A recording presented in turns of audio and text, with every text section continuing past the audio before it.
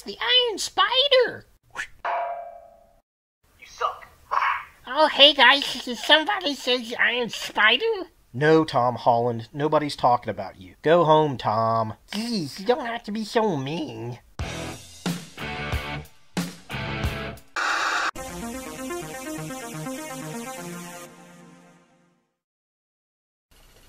Hello YouTube, Ultra Maximus back with another retro review, and today we're rewinding it all the way back to 2005 with a Spider-Man Classics figure. It's the Web Armor Spider-Man. Now this is a figure that I've been wanting to get my collection for a while. This is based on the Spider Armor character, I guess, suit, not really character, but suit. This is a figure I've been wanting to get in my collection for a while. It's based off of the Spider Armor from the 90s. I want to say it's early 90s that this suit made its debut, and I always liked it from the comics. And we've seen a few incarnations of this over the years in cartoons, in toys, and in the comic books. It was basically Spider-Man's really first armor set that he used to battle bad guys in the comics. And now we've got the Iron Spider armor, which is a lot different. This is just a big, basic, bulky armor suit. And I like this figure because he really does look like he's in a big costume. Now, originally, this figure had a play gimmick where he had a missile-type weapon that went into the hand, and you pressed a button, and it launched it. This figure did not come with it. I found this at the flea market. It was in a bag of figures for $7. This was the one I really wanted, and there were a couple other figures in the bag that were pretty cool. Another Spider-Man Classics Legends-type figure, and this guy. And to my knowledge, this is the closest to a Marvel Legends version of this character we've gotten. There is the big 10-inch figure that looks cool. I may have to pick that up at some point in time. But I'd love an updated version of this and Marvel Legends. I think that'd be a lot of fun. And overall, it's in pretty good shape. Now, I think this came in two variations back in 2005-ish. I think this came in a pack by itself. I remember it being by itself. And then it came in a 2-pack with the Web Cage Spider-Man. And I don't know which one this came with because it was obviously by itself. But it's definitely pretty cool, and for the most part, I think the paint has survived pretty well. I did do a little touch-up on the spider itself. It was like half silver and half black, and I put some black touch-up on it. You can kind of see it when you get close up, but from a distance, it doesn't look bad at all. Now, as far as articulation goes, it doesn't quite have the Marvel Legends, quality to it. The head can spin all the way around. It can look down that far. He can look that far up, which is pretty cool. There is a twist at the waist. It looks like there should be a diaphragm piece right here, but there is not. This arm can go up that far. It can go that far back. It can twist out that far, and it can twist around like that. There is a double jointed elbow, which is interesting, and then there is a hinge at the wrist right there. Now this arm's a little floppity right there, but if it comes out that way, it is not, which is kind of interesting. This arm had the gimmick in it. It can really just kind of go up and down. There is no twist at the elbow. Looks like there should be, and there's nothing at the hand, because that is where the gimmick was, and you'd push the button and it'd launch the missile out right there.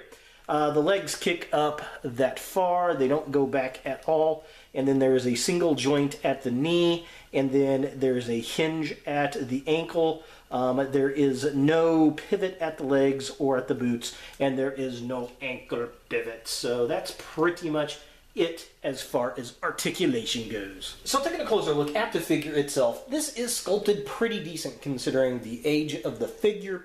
I like the black and the silver. It's got a little bit of bluish paint here and there. The head's a little bit small, but I can forgive that for being how old it is. It's interesting though because the black parts on the figure also very detailed. It's got all the armor detailed around his back, and he's got a black piece on the back of his helmet. So the Spider-Man helmet is only on the front, which is interesting. And then he's got this really textured black spots on the body next to the armor plating, which is pretty cool. And he's got the big black eyes and the black spider there. It's just a very, very different figure. Almost reminds me of War Machine. So taking a look at the midsection of the figure, again, it's got that armor detail everywhere with that little bit of bluish hint here and there. He's got his web shooter where the missile gimmick is at. Again, I love all the plated detail of the silver. I think that looks good. All the textured detail of the black is also very interesting. That plating goes around to kind of match his suit. I'm surprised that there wasn't a spider emblem on the back, but I don't think there was in the comic either. The armor plating on the arms and the hand, very, very cool. Just overall, I think this is a fun-looking, metallic, armored Spider-Man toy.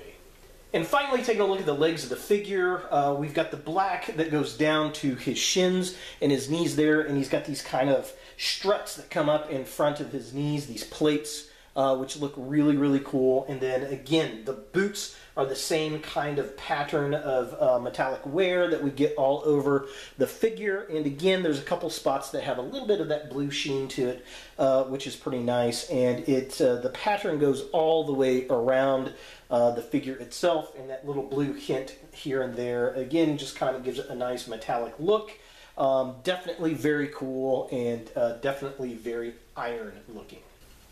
For comparison, here we have the Web Armor Spider-Man next to the Marvel Legends Black Suit Spider-Man and the Marvel Legends Iron Spider from Infinity War, and he's about the same height. He's just a hair shorter than the Marvel Legends Spidey, and he's a little bit taller than the Iron Spider-Man there, but his head's definitely a lot smaller, which is kind of funny.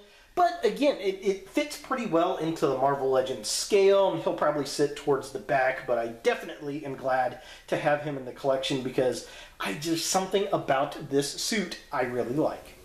So is the Web Armor Spider-Man from Toy Biz, Spider-Man Classics, something that you want in your Spider-Man collection? Well, if you don't like the older figures, this is something that you can easily pass up. If you're looking to get all the different variations of the Spider-Man suits, this might be something that you're after.